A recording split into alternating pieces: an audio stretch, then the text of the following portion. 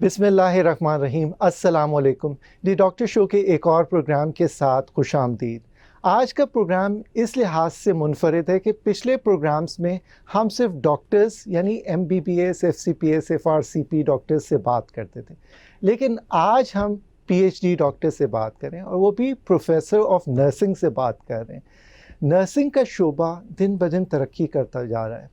पहले हम समझते थे कि सिर्फ जो नर्सिंग केयर है वो पेशेंट्स तक महदूद है, लेकिन अब देख रहे हैं कि दिन ब दिन इसमें रिसर्च भी आ रही है और कंपोनेंट्स आ रहे हैं और अब तो PhD नर्सिंग बहुत इस फील्ड में ग्रो कर रही है। आज हमारी मेहमान शख्सियत हैं प्रोफेसर परवीन आज़म अली।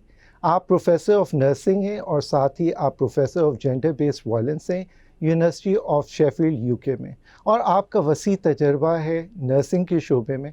तो आज हम उनसे बात करते हैं कि नर्सिंग की फील्ड में किस तरह ग्रोथ हो रही है। अस्सलाम वालेकुम। वालेकुम अस्सलाम and thank you for having me here. Doctor Parveen, बहुत बहुत शुक्रिया आप हमारे प्रोग्राम में आए। हमें थोड़ा सा बताएं कि हम 20 साल अगर पुरानी बात की जाए, जैसे मैंने इंट्रो में बताया, तो नर्सिंग का फील्ड हम समझते थे सिर्फ इंजेक्शन लगाने तक महदूद है और दवाइयाँ देने तक। इसमें अब क्या सच्चाई है, क्या ग्रोथ हो रही है nursing? I think nursing, thank you so much for having me here first of all and thank you for inviting me to talk about nursing, क्योंकि I think जो एक बहुत बड़ा मसला है पाकिस्तान में ख़ास तौर पे और पूरी दुनिया में भी किसी ना किसी हद तक, कि लोगों को ज़्यादा पता नहीं है कि नर्सिंग होती क्या है। तो जैसे आपने कहा कि कॉमन परसेप्शन ये है कि जी नर्सेज इंजेक्शन लगाती हैं, डॉक्टर्स के पीछे वो छोटी सी ट्रे लेके घूमती हैं पेशेंट को देखते हुए, और वो जैसे वो टीवी में और ड्रामों पे देखते हैं ना कि वो कहते हैं कि नर्स इसको इंजेक्शन लगा दो और उसको पकड़ लो और उसको देख लो, और वो करती हैं। सही है। जो कि रियलिटी से बहुत मुख्तलिफ है। तो रियलिटी में अगर अब जैसे आपने कहा 20 साल पहले भी, तो आई थिंक रोल काफ़ी एक्सपेंड हुआ है 20 साल के अंदर, लेकिन 20 साल पहले भी जो चीज़ थी उसमें भी यही था कि हमें पता नहीं था ज़्यादा कि नर्सिस करती क्या हैं, और आज भी शायद हमें उतना नहीं पता है कि नर्सिस का रोल क्या होता है। तो अगर मैं आपको एक बहुत सिंपल सी एग्जांपल दूं कि देखिए किसी भी ICU में या वार्ड में या किसी भी जगह पे आप खुद डॉक्टर हैं, आप मुझे बताइए कि आप किसी एक पेशेंट के पास 24 घंटे में कितना टाइम स्पेंड करते हैं? बहुत कम। 2 घंटे मैक्सिमम। नहीं, बस राउंड किया। अगर पूरे उसमें होगा। कोई भी फिजियोथेरेपिस्ट कितना करेगा, कोई भी ऑक्यूपेशनल थेरेपिस्ट कितना करेगा, कोई भी आप रोल ले लें जो उसमें, तो सबका थोड़ा थोड़ा टाइम जो आके कर रहे होते हैं। आपको वो सारी इन्फॉर्मेशन जो मरीज़ से रिलेटेड होती है कि जिसमें उसकी प्रोग्रेशन से लेकर कि वो उसकी हालत कैसी है, वो दवाइयाँ ले रहा है नहीं ले रहा, उसकी कंडीशन किस तरह की है, कंडीशन कैसे प्रोग्रेस कर रही है क्या नहीं, वो आपको कौन बताता है? नर्स बताते हैं। जो आपको हेल्प करता है डिसीजन मेकिंग के अंदर, पूरी जो आप डायग्नोज कर। तो फिर असल में उस वार्ड में या उस यूनिट में उसको हॉस्पिटल को कौन रन कर रहा है? नर्सेस कर रही है ना, क्योंकि दे आर द वन। नहीं, डेफिनेटली एवरीबडी इज इम्पॉर्टेंट, सारी जितनी पूरी हेल्थ केयर टीम सारी की सारी इम्पॉर्टेंट है, लेकिन वो हेल्थ केयर टीम का जो फोकल पॉइंट है, इसलिए नहीं कि मैं नर्स हूँ इसलिए कह रही हूँ, वो health care team, because nurses are the central part of that focal team, because बाकी सारे लोग आ रहे होते हैं जा रहे होते हैं, और वो जो लोग हैं उनका कांस्टेंट इंटरेक्शन रहता है पेशेंट्स के साथ और बाकी टीम के साथ भी। तो जिसको वो इन्फॉर्मेशन प्रोवाइड करते हैं, सारा कुछ वो करते हैं। तो that's what with in hospital nurses का ये वाला रोल हमेशा से रहा है। अब आपका सवाल था 20 साल पहले रोल शायद इसी हद तक बहुत सारे ममालिक में इतना ही था कि अस्पताल के अंदर था और अस्पताल के अंदर ही ये सारा कुछ करते थे। तो we are coordinators, we are kind of that central part which gels everything together sort of thing. अब वो रोल एक्सपेंड होकर सिर्फ हॉस्पिटल तक महदूद नहीं रहा है। तो अब चूँकि लोग लाइफ एक्सपेक्टेंसी ज़्यादा हो गई है, तकरीबन सारी ही जगहों पे लोग कम्युनिटीज़ में घरों में रहते हैं। हमारी as a health care professional सब लोगों की कोशिश होती है कि घर के अंदर और घर के पास केयर प्रोवाइड की जा सके लोगों को। तो प्राइमरी केयर का जो सेटअप है वो एक्सपेंड हो गया है। लोग बीमार हो के घर रहना चाहते हैं और सर्जरी के बाद या ऑपरेशन से पहले या कोई भी सर्जरी या कोई भी मेडिकल कंडीशन जो भी प्रोसीजर, पहले आप देखते थे कि मतलब सिर्फ एक सिजेरियन सेक्शन फॉर एग्जांपल होता तो 3-4 दिन लोग हॉस्पिटल में रहते थे, या कोई किसी भी किस्म का ऑपरेशन होता था तो इतना रहते थे, और अब कितनी देर रहते हैं? ज़्यादा से ज़्यादा 24 आवर्स, और बहुत सारे ऑपरेशंस या बहुत सारे प्रोसीजर्स सिर्फ उसी 24 घंटे के अंदर आप घर पहुंच जाते हैं, उससे कम डे केयर में हो जाते हैं। तो वो जो एक्सपेंड हो गया रोल, तो अब वहाँ पर भी प्राइमरी केयर में और बाकी जगहों पे भी काम करती हैं। आपको नर्सेज मिलेंगी प्रिजन्स में, प्रिजन्स केयर के हिसाब से आपको नर्सेज मिलेंगी ट्रैवल एजेंसीज़ में, ट्रैवल्स में कि जहाँ पे जो लोग मुसाफिर होते हैं या ट्रैवलिंग इंडस्ट्री के अंदर काम कर रहे होते हैं, वहाँ स्कूल में कि बच्चों को देखते हुए बच्चों की कोई भी इश्यूज़। तो आइडिया ये है इस पूरे सारे चीज़ का कि किसी ना किसी तरीके से जो लोड हमारा हॉस्पिटल्स पे और टर्शरी केयर पे पड़ता है, एमरजेंसीज़ पे पड़ता है, उसको कम से कम किया जा सके। फिर उसमें नर्सेज और डॉक्टर्स और बाकी हेल्थ केयर प्रोफेशनल्स सबका बहुत अहम किरदार है, और सबसे ज़्यादा आपको डॉक्टर्स और नर्सेज मिलेंगे हर तरह के शोबे में। तो जहाँ जहाँ आप डॉक्टर्स को देख सकते हैं, वहीं वहीं आप उन्हीं फील्ड में उन्हीं जगहों पर नर्सेज को भी देख। डॉक्टर परवीन, आपका पाकिस्तान का भी एक्सपीरियंस है और आप यूके में काम कर रही हैं, तो क्या डिफरेंस देखती हैं आप आज के दौर में? आज के दौर में पहले ये था कि एक तो अवेयरनेस काफ़ी कम थी, अब जनरली स्पीकिंग ज़्यादातर जगहों पे अवेयरनेस काफ़ी आ गई है। रोल जो एक्सपेंड होता जा रहा है वो बहुत ज़्यादा एक्सपेंड हो रहा है। शॉर्टेज ऑफ प्रोफेशंस, मतलब शॉर्टेज ऑफ नर्सेज की, चूँकि एक्सपेंशन ऑफ रोल की वजह से भी ज़्यादा लोग जीते हैं, उस वजह से चूँकि ज़्यादा ज़िंदा रहते हैं लंबी उम्र तक, फिर उसका मतलब ये है कि बीमारियों के साथ ज़िंदा रहते हैं, तो उस वजह से भी रोल काफ़ी ज़्यादा एक्सपेंड हो रहा है। तो अगर मैं प्रोफेशन के हिसाब से देखूँ तो डिफरेंस ये है कि रोल कॉम्प्लेक्स हो गया है, काफ़ी चीज़ें ज़्यादा बढ़ गई हैं, लेकिन साथ ही साथ अवेयरनेस भी बढ़ी। पाकिस्तान में भी पहले कभी ये होता था कि नर्सिंग को, जैसे हमने शुरू में बात करनी शुरू की थी, कि समझते थे कि ये सिर्फ ख़वातीन के लिए एक प्रोफेशन है, बहुत अंडररेटेड प्रोफेशन था। लोग अपनी बच्चियों को या किसी को उस तरह से पसंद नहीं करते थे, या इस तरह से पेश किया जाता था कि जी नर्सिंग भी कोई। और वो देखें अगर एक तरह से, तो हमारा मुआशरा ऐसा है कि लड़कियों का काम करना किसी भी फील्ड में पसंद नहीं किया जाता था। तो एक तो वो ट्रेंड चेंज हुआ काफ़ी ज़्यादा, तो और नर्सिंग में हमारे पास मेल्स भी आना शुरू हुए जो पहले नहीं थे, बहुत कम होते थे। तो I think information, knowledge about profession change हो गई है और रोल एक्सपेंड हो गया है। पाकिस्तान में अभी काफ़ी ज़्यादा स्कोप है रोल एक्सपेंड होने का, अभी उतना नहीं हुआ है जितना आप यूके में या बाकी ममालिक में देखते हैं, लेकिन काफ़ी हुआ है। बाकी ममालिक में जैसे लॉन्ग टर्म कंडीशंस हैं, जैसे फॉर एग्जांपल डायबिटीज़ हो गया, कैंसर हो गए, बहुत सी हार्ट फेलियर के पेशेंट्स हैं, या ऐसी कंडीशंस के जो आप ज़्यादा अरसे तक उनके साथ ज़िंदा रहते हैं, उनकी ज़्यादातर मैनेजमेंट नर्सेज ही करती हैं। तो वो सिर्फ डॉक्टर्स के पास उसी वक्त उनको जाना होता है कि जब किसी किस्म की किसी प्रोसीजर की ज़रूरत हो, और क्योंकि डॉक्टर्स भी कम हो गए हैं, तो वो ये सारा पूरा इस तरीके से रोल एक्सपेंशन और उनका जो साथ मिलने का काम है वो। और फिर इसी तरीके से जैसे ट्रीटमेंट मोडालिटीज़ और ऑप्शंस हमारे पास बढ़ते जा रहे हैं, तो वो रिसर्च भी डॉक्टर्स, नर्सेज और हेल्थ केयर प्रोफेशनल्स ही करते हैं। तो हमारी फील्ड्स जिसमें हम काम करते हैं वो बढ़ती जा रही हैं। आर्टिफिशियल इंटेलिजेंस आ गई है हमारी प्रैक्टिस में, रिसर्च आ गई है, फिर टीचिंग एक्सपेंड हो गई है। तो उसी तरीके से जो बाकी किसी प्रोफेशन को जो चैलेंजेस हैं वही नर्सिंग को भी हैं। हाँ, ये है कि अब लोगों को रिलेटिवली ज़्यादा पता है, जो उनको 15-20 साल पहले नहीं पता था।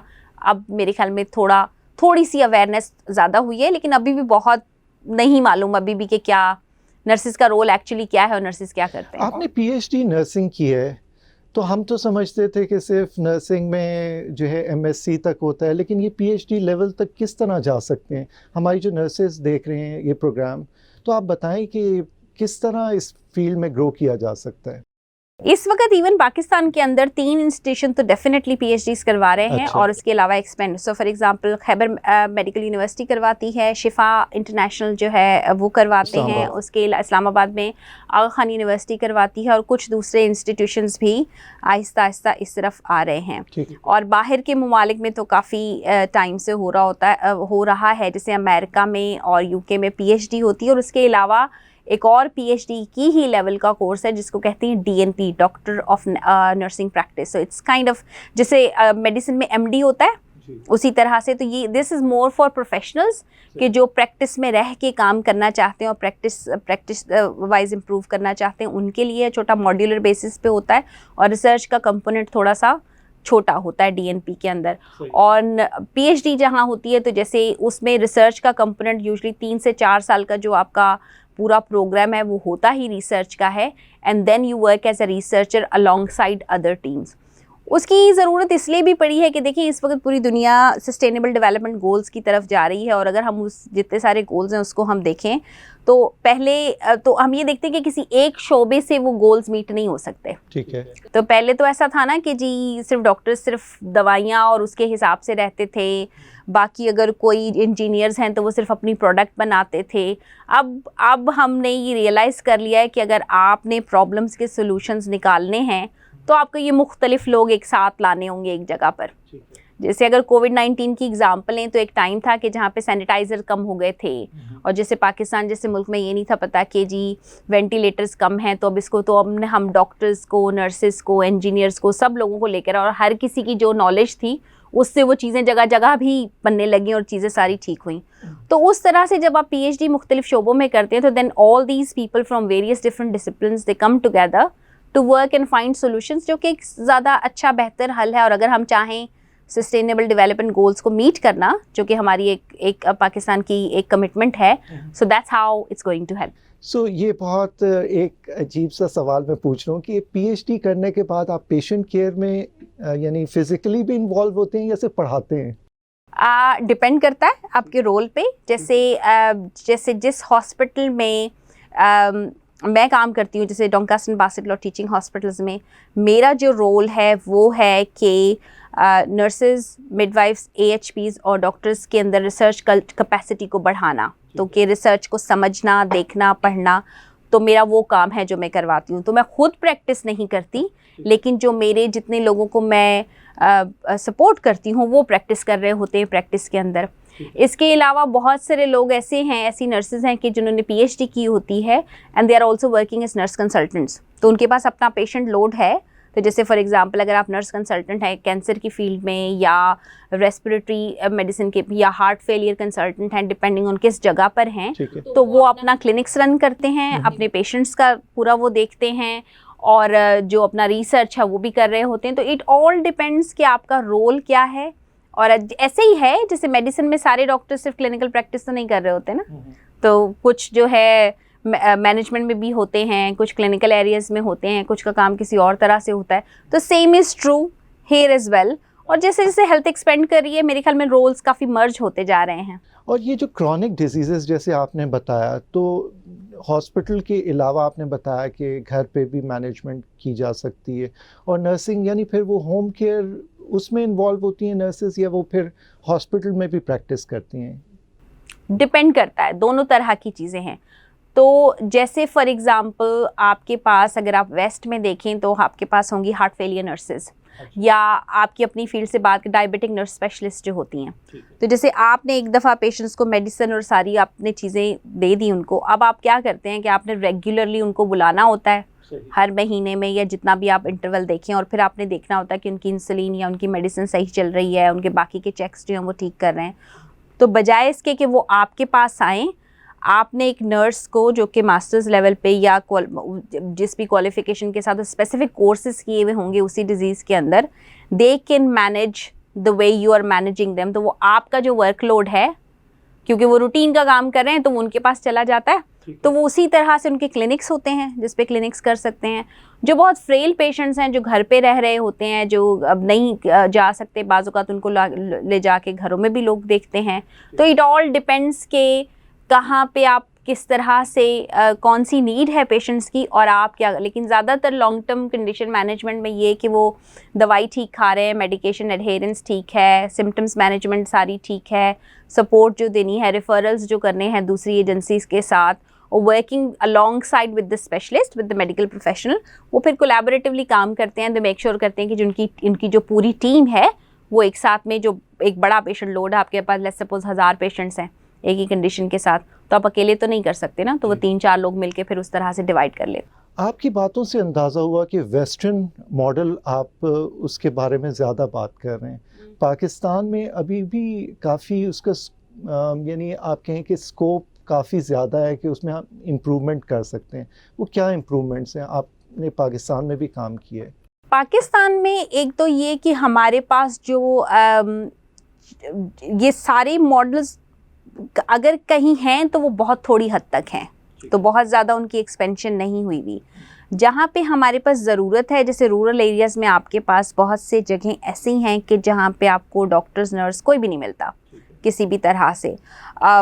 तो हमें एक तो हमारे पास शॉर्टेज बहुत है, और हमारे पास कुछ इस तरह की भी शॉर्टेज है। एक तो शॉर्टेज है क्योंकि लोग कम हैं, और एक शॉर्टेज इसलिए भी है कि लोग उन सीटों पर और उन हॉस्पिटल की वैकेंसीज पर अपॉइंटेड नहीं, जाना भी नहीं चाहते क्योंकि उनको वो फैसिलिटीज़ और वो सारी चीज़ें प्रोवाइड भी नहीं की गई। अब पीएचडी आप करके वहाँ तो जाके एक रूरल एरिया जहाँ कुछ है ही नहीं, तो आप क्या करेंगे? ये भी तो एक बात है। हाँ, तो वो एक अलग वो चीज़ है ना, तो उसके लिए आपको पीएचडी करने की भी ज़रूरत नहीं है। यहाँ पे आपने बैचलर्स और मास्टर्स के लेवल पे, क्योंकि देखिए nursing is a degree programme in Pakistan like anywhere else in the world now, which then means कि अगर आप एमबीबीएस करके डिग्री करते हैं तो आपके पास अंडर ग्रेजुएट डिग्री है, और अगर मैं नर्सिंग करके डिग्री करती हूँ तो मेरे पास भी अंडर ग्रेजुएट डिग्री है। So we have come at the same level, जिसका फिर मतलब ये है कि कोई भी पोस्ट ग्रेजुएट कोर्सेज आपने करवाने हैं इनको, तो ये दोनों एक ही तरह की नॉलेज बेस से आ रहे हैं, तो आप इनको पढ़ा भी सकते हैं। तो फिर अगर हम ऐसी जॉब्स क्रिएट करें, ऐसी सिस्टम क्रिएट करें पब्लिक हेल्थ का कि जिसकी हमें बहुत ज़्यादा ज़रूरत है। हमारे पास डिज़ास्टर्स इतने होने लगे हैं, डिज़ास्टर मैनेजमेंट की, बहुत क्लाइमेट चेंज की वजह से बहुत सारी चीज़ें होने लगी हैं।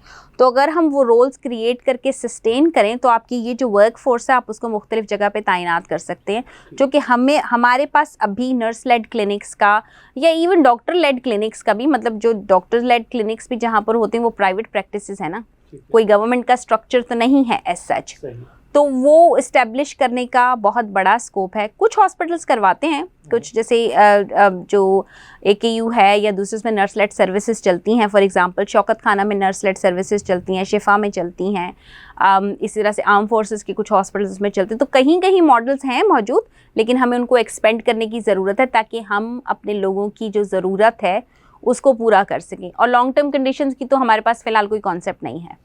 आपने ये जो सारे इंस्टीट्यूट्स के नाम लिए, ये बड़े इंस्टीट्यूट्स हैं।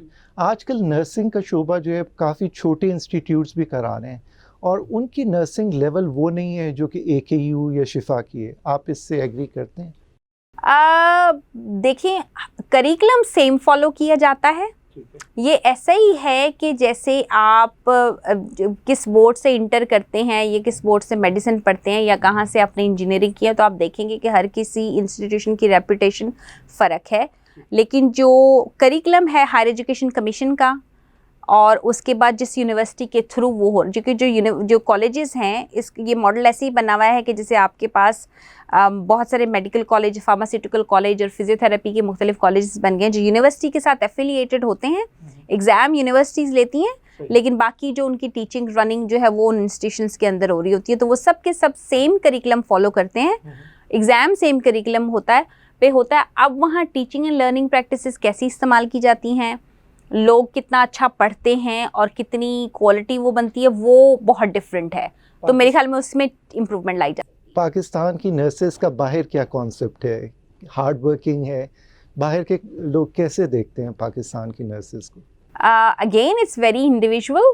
पाकिस्तान की नर्सेस जो हैं बहुत हार्ड वर्किंग देखी जाती हैं, सक्सेसफुल मानी जाती हैं। हमारी तादाद कम है दुनिया में, जैसे अगर हम UK की एग्जांपल लूँ तो हमारे पास 40,000 से ज़्यादा इंडियन नर्सेज हैं, और पाकिस्तानी नर्सेज हमारे पास 4,000 से ज़्यादा हैं। तो तकरीबन इससे बहुत ज़्यादा नहीं है, 4,000 के आसपास में हैं।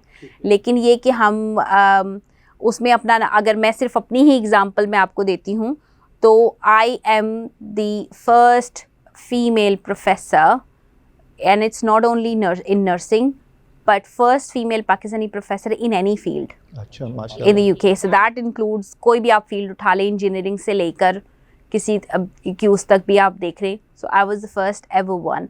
So it just depends. ये जेंडर बेस्ड वायलेंस क्या है जो आप प्रोफेसर इस चीज़ की भी हैं, इसके बारे में नाज़रीन को बताएं. Gender based violence is one of my research area, which is basically what it means is कि किसी को तकलीफ पहुंचाना बिकॉज ऑफ देयर जेंडर। ज़्यादा टर्मिनोलॉजी जेंडर बेस्ड वायलेंस इस्तेमाल की जाती है और ज़्यादातर इसमें जो रेफ़र हम करते हैं कि ख़वातीन पे जो तशद्दुद होता है उसकी बात की जाती है, और ख़वातीन पे तशद्दुद इसलिए करना कि वो खातून हैं। तो उसके लिए जो WHO की टर्मिनोलॉजी और UN की टर्मिनोलॉजी वो है जेंडर बेस्ड वायलेंस की, और that's my research interest and I have been working on that for quite long time.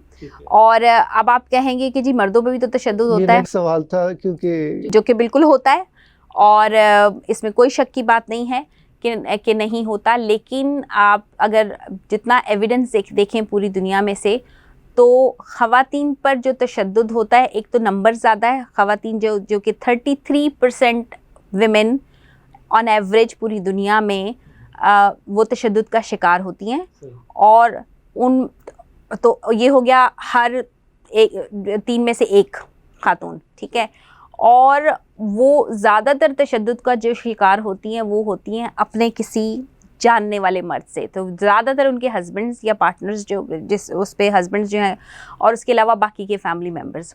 मर्दों पे भी होता है और बाज़ औक़ात ख़वातीन भी तशद्दुद करती हैं अपने हस्बैंड्स पे और उस पे, लेकिन वो 10% लेस देन 10%। अब उसकी ये वजह भी है कि अंडर रिपोर्टिंग होगी, कि मतलब इतना आसान नहीं है आके किसी को ये बताना कि जी मुझे मारा गया है और मेरी बीवी मुझे मारती है, तो it's not an easy thing to do. तो ये भी है अपनी जगह पे कि अंडर रिपोर्टिंग हो सकती है, लेकिन जो ख़वातीन का नंबर ज़्यादा है, अफेक्टेड ख़वातीन की जो इंजरीज़ जो उनको होती हैं वो सीरियस और सिवियर किस्म की इंजरीज़ के साथ वो आती हैं। जो खौफ का एलिमेंट है वो ज़्यादा है, और तकरीबन 40% जो ख़वातीन की पूरी दुनिया में कत्ल होते हैं उसमें तकरीबन जो 40% जो हैं वो उनके हस्बैंड या पार्टनर्स की वजह से होते हैं। जबकि अगर वही मर्दों के लिए देखें तो मर्दों पे तशद्दुद या वो यूजुअली स्ट्रेंजर्स करते हैं, लोग जो नहीं जानते, बाहर के लोग वो करते हैं, जिससे ख़वातीन पे वो तादाद उनके घर वालों पर से है ज़्यादा। तो इसलिए इसको जेंडर बेस्ड वायलेंस में ज़्यादातर विमेन वायलेंस अगेंस्ट विमेन भी कहा जाता है, and that's a common fact जो कि पूरी दुनिया में होता है। डॉक्टर परवीन, ये तो एक बहुत सेंसिटिव टॉपिक है और काफ़ी इंटरेस्टिंग भी है, और वेस्टर्न वर्ल्ड में तो आप ये कर सकते हैं, लेकिन पाकिस्तान में इसका नंबर्स आप कुछ बता सकते हैं, क्योंकि ये तो बहुत मुश्किल फील्ड है पाकिस्तान में करने का। जब मैंने जेंडर बेस्ड वायलेंस पे पढ़ना शुरू किया था, जब मैं मास्टर्स इन नर्सिंग कर रही थी उस टाइम मैंने इस पे करना शुरू किया था, तो उसमें आप सही कह रहे हैं कि बहुत ज़्यादा सेंसिटिव है, और उसमें ये भी है कि हमारी जो डेफिनेशंस हैं, हम किस चीज़ को अब्यूज़ समझते हैं वो बहुत डिफरेंट है बाहर के बहुत सारे ममालिक पर से। तो जो कल्चरल डेफिनेशंस हैं कि किस चीज़ को हम बुरा, जैसे बहुत सारे मुल्कों में, और वैसे भी अगर आप पूछे, रिसर्च ये साबित करती है कि ख़वातीन या कोई भी इंसान अब्यूज़ को अब्यूज़ सिर्फ उसी वक्त कहते हैं जब फिज़िकल अब्यूज़ मौजूद हो। अगर सिर्फ वर्बल अब्यूज़ है, कोई दूसरी फॉर्म का अब्यूज़ है, तो लोग नहीं उसकी बात नहीं करते। जहाँ फिज़िकल अब्यूज़ आता है और उसके साथ अगर वर्बल अब्यूज़ है तो लोग कहेंगे कि जी है ज़्यादा। तो जनरली स्पीकिंग 33% की एवरेज, कहीं पे कम कहीं पे ज़्यादा, पूरी दुनिया में उसी तरह से है। लेकिन जहाँ तक पाकिस्तान की बात है तो अंडर रिपोर्टिंग है अभी भी। उसके अलावा हमें ट्रू एक्सटेंट का तो पूरी दुनिया में कहीं पर भी नहीं पता, क्योंकि लोग सामने नहीं आते, रिपोर्टिंग मैकेनिज़्म फ़र्क हैं, डेफिनेशंस जो इस्तेमाल हो रही हैं मुख्तलिफ़ जगहों पे वो फ़र्क है, क्या आप अब्यूज़ कहते किसको हैं और कौन सी चीज़ को वायलेंस का नाम दिया जा सकता है, नाम नहीं दिया जा सकता। और कल्चरल और religious practices, actually it's all cultural practices, लेकिन हम उसको कल्चर और रिलीजन के नामों की आड़ में जो हम छुपाते हैं, उस तरह के प्रॉब्लम्स बहुत सारे हैं। तो हाँ, बिल्कुल सेंसिटिव है, यहाँ पर ही नहीं पूरी दुनिया में सेंसिटिव है। लेकिन ये कि फिर आप उस पर आहिस्ता आहिस्ता, ये एक ऐसी चीज़ है जिस पे आप बात करना या जिस पे आप काम करना छोड़ नहीं सकते, क्योंकि तकरीबन आपकी आधी पॉपुलेशन को अफेक्ट कर रही होती है, बल्कि आधी से ज़्यादा ही अफेक्ट करती है अगर आप मर्दों को भी शामिल कर लें तो 100%। जी बिल्कुल 90%। बिल्कुल। अच्छा डॉक्टर परवीन, मुझे अब ये बताएं कि हमारी जो नर्सेस इस फील्ड में आना चाहें तो किस तरह PhD करें, बाहर जाएं, किस तरह, कौन सा पाथवे फॉलो करें ताकि आप तक, जिस तरह आप जिस पोजीशन पे हैं वहाँ तक आ जाएं, क्योंकि बैचलर्स तो कर लेती है नर्सिंग, उसके बाद थोड़ा मुश्किल हो जाता है। तो कोई हमारे पैगाम नर्सेस के लिए कि वो कौन सा फील्ड लें ताकि पीएचडी तक पहुंच जाएं और आपकी तरह जो है वो मुल्क का नाम रोशन करें? बैचलर्स तो देखें एक एंट्री लेवल की क्वालिफिकेशन है, और उस वक्त अगर आप देखें तो आप किसी भी फील्ड में जाएं, चूँकि आपका काम ही सिर्फ पढ़ना होता है और आपके माँ बाप और जो फैमिली मेम्बर्स हैं वो चाहते हैं कि आप कोई प्रोफेशन अपना लें, तो वो तो सुकून से हो जाता है ज़्यादातर लोगों के लिए, क्योंकि उनके पास फैमिली सपोर्ट होती है, बाकी सब कुछ होता है। असल मसला शुरू होता है उसके बाद, फिर चाहे वो कोई भी शोबा हो, कि जहाँ पे आपकी शादी हो गई, बच्चे हो गए, घर की जिम्मेदारियाँ बढ़ गई, आपके ऊपर दूसरी जिम्मेदारियाँ ज़्यादा हैं, तो अब आप अपनी पढ़ाई का और बाकी चीज़ें, तो वो एक जगलिंग एक्ट है रिगार्डलेस कि आप किसी भी प्रोफेशन का समझते हैं। But bachelors is level qualification, उसके बाद it depends what is it that you want to do. और यूजुअली जो स्ट्रेट फॉरवर्ड से रूट है, जो चीज़ें आपको मिलती हैं वो ये हैं कि आप पोस्ट ग्रेजुएट रूट ले लें, जिसमें आप मास्टर्स कर सकते हैं। मास्टर्स न सिर्फ ये कि आप नर्सिंग में कर सकते हैं, बल्कि आप किसी और फील्ड में भी कर सकते हैं। पाकिस्तान में थोड़ा अभी तक ये है कि हम कोशिश करते हैं सिर्फ नर्सिंग में ही नहीं, बाकी डिसिप्लिन में भी, कि आप अपने डिसिप्लिन में ही रहें। जबकि बाकी दुनिया में अगर आप नर्स हैं और आपने बैचलर्स किया हुआ है और अब आप जाके करना चाह रहे हैं, लेट्स सपोज पब्लिक हेल्थ में मास्टर्स करें, जैसे मेरी पीएचडी हेल्थ सर्विस रिसर्च के अंदर है, क्योंकि हेल्थ का सारा सब्जेक्ट पूरा एक ही है, तो आप उसके, और नर्सेज आती हैं बहुत जेनेरिक बेस के साथ, जैसे मतलब उन्होंने एनाटॉमी फिजियोलॉजी भी पढ़ी होती है, फार्माकोलॉजी भी, सारे डिसिप्लिन जितने पढ़े हैं, उसके अलावा उन्होंने लीडरशिप भी पढ़ी है, सोशियोलॉजी भी पढ़ी है, साइकोलॉजी भी, तो बहुत ब्रॉड बेस के साथ आप आते हैं, तो आपके पास पिक एंड चूज़ आप कर सकते हैं। तो बैचलर्स के बाद बाहर के ममालिक में आप चाहें तो ग्रेजुएट एंट्री मेडिसिन कर लें, जो मास्टर्स लेवल का रजिस्ट्रेशन का प्रोग्राम है, आप पब्लिक हेल्थ में चले जाएं, आप किसी और फील्ड में चले जाएं, so it's because it gives you that. But basically आप पोस्ट ग्रेजुएट लेवल के कोर्सेज कर सकते हैं मास्टर्स लेवल पर। एडवांस क्लिनिकल प्रैक्टिस के, जिसकी हम प्रैक्टिशनर्स की बात करें हैं, वो कोर्सेज आप करके आप क्लिनिशियन बन सकते हैं अच्छे। आप रिसर्च में स्पेसिफिकली मास्टर्स कर सकते हैं कि आप सिर्फ क्लिनिकल ट्रायल्स करें हॉस्पिटल्स के अंदर या हॉस्पिटल्स के बाहर, या किसी और तरह की रिसर्च आप करना चाहें वो करें। आप लीडरशिप मैनेजमेंट में मास्टर्स कर सकते हैं, तो जो आप हॉस्पिटल की या बाकी किसी ऑर्गेनाइजेशनल मैनेजमेंट में आप चले जाते हैं, तो ये तो है आपका डिग्री लेवल के रूट्स। फिर आपके पास पीएचडी और डीएनपी के रूट्स मौजूद हैं, which is usually after masters, but कुछ लोग अगर उनका कैलिबर अच्छा है और पहले से करें तो बैचलर्स के बाद भी कर सकते हैं। तो आप depending on what is it that you want to do and where you see your career, आप उसको पिक एंड चूज़ कर सकते हैं। फिर आप अपनी ही फील्ड में, जैसे फॉर एग्जांपल डायबिटीज़ है, तो आप बजाय मास्टर्स आप वो कर लें, लेकिन उसके अंदर के जो सीपीडी कोर्सेज़ हैं आप वो करते रहें, उसी के अंदर आप उसी एक फील्ड के अंदर स्पेशलाइज करके उसी के अंदर भी काम कर सकते हैं। तो इट जस्ट ऑल डिपेंड्स कि आप किस डायरेक्शन में जाना चाहते हैं। तो आई थिंक जाना कैसे चाहिए आपका सवाल था। जाने के लिए एक तो ये कि आपको सोचने की ज़रूरत है कि what is it that you want to see. और जो एक चीज़ मैं अपने स्टूडेंट्स को या हमेशा बोलती हूँ कि अपने आप को आप 5 साल में या 10 साल में कहाँ देखना चाहते हैं और क्या आपके तो वो आपको फिर बताता है कि आपको कौन सा रूट लेना है, और डिपेंडिंग ऑन दैट रूट फिर आप बात करें, किसी एक्सपर्ट से बात करें, देखें आपके ऑप्शंस कौन से अवेलेबल हैं, and choose wisely something that gets you to the point where you want to be in 10 years time. Doctor Parveen, हमारे नाजरीन के लिए कोई आखिरी पैगाम दे दें ताकि वो आपसे मुस्तफ़ीद हों कि आप चूँकि यूके से आए हैं तो आपका एक्सपीरियंस है नाजरीन के लिए। I think you can be anything that you want to be.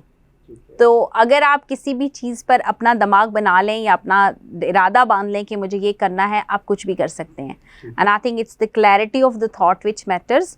तो just be yourself and think through what is it that you want to be, and you can be anything that you like. Doctor Parveen Azam Ali, बहुत बहुत शुक्रिया आपका इस programme में आने का, बहुत बहुत शुक्रिया। नाजरीन, आपने डॉक्टर परवीन आज़म अली की बात सुनी कि नर्सिंग का शोबा दिन ब दिन प्रोग्रेस कर रहा है और इसमें नई नई इंटरवेंशंस आ रही हैं।